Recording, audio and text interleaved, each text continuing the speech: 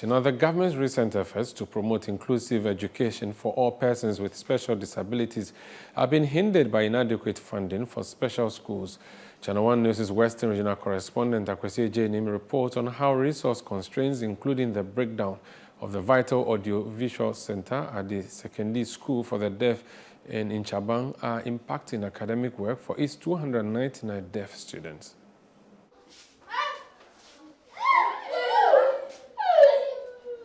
Established on October 4, 1971, the Sekondi School for the Deaf has been providing special education to persons with hearing impairment for the past 53 years.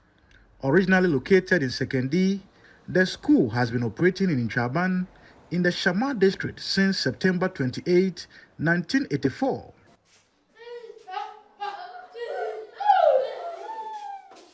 The increasing student population has overstretched the school's human and material resources as well as infrastructure. It was started with only 17 pupils, but currently we can boast of 299 pupils. Currently the classrooms are choked. I spoke to one of the teachers handling over 20 special students in a class about the challenges faced in teaching and learning. Now there are 26. If there are many, and let's imagine that you are one in a class, controlling them will be difficult. Because as you are telling this to sit, this one is up, this one is down. Okay, but maybe if you are much, let's say 2, 3, and the number is lesser, those ones that may be going around as you are busy doing 1 or 2 stuff, that may be controlled. But our hope is that if we have, let's say, the kids in, let's say, close to 10 or 15 with 2 teachers in a class will be ideal. So this is a typical classroom session here at the Sekondi School for the Deaf, where we have our young students with hearing impairment being assisted by teachers over here to get some kind of education. But I'm seeing something over here. We seem to have 2 classes basically joined together. This, I'm told, is class 5, and over here is class 4. And as you can see, we have some looking here and others looking over here. I don't know what is happening. We have 2 teachers actually also teaching both sides. Madam, what is happening here? Currently, as you see here, we have 2 classes, class 4 and class 5. And there is a partition here to demarcate the 2 classes. And because the demarcation is not there, the attention has been reduced. When a teacher is teaching, one teacher is supposed to be there, then class 4 teacher 2 is supposed to be here. And those in class 5, they decide to turn their back to look at what class 4 teacher is teaching, then vice versa from class 4 to class 5.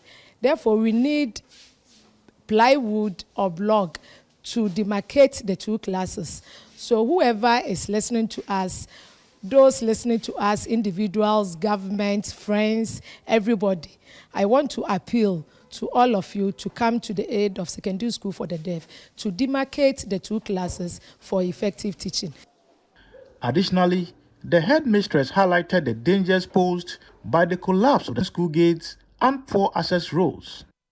The road network to the new boys' dormitory that is yet to be handed over and to the headmistress bungalow is no good, especially when it rains and you are coming down. If you are not careful, you fall down. Sometimes when the children are climbing or coming down, some of them fall down. And it is the assembly that is supposed to work on that. We've already informed them.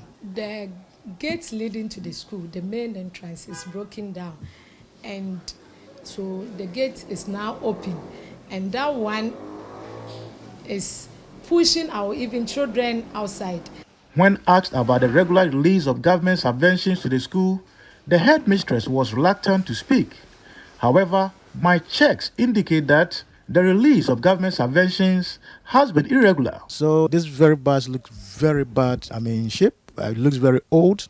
I'm told it was acquired in the early 2000s and it's still operational over here. And for authorities over here, this bus must quickly be changed if we actually care about the safety of children or students who actually use this bus. I mean, look at some of the seating in the bus. I mean, the furnishing have all gone off, exposing, I mean, the metal works in this very bus, and any child, any bomb can get a child actually hitting his or her, I mean, head on this very metal that has been exposed over here. And they are saying that government must quickly come to their aid to ensure the safety of these children who are likely to get hurt with things like this in this very old, dilapidated bus, which is still operational here. A key part of the Sekondi School for the Deaf's operations is its audio center,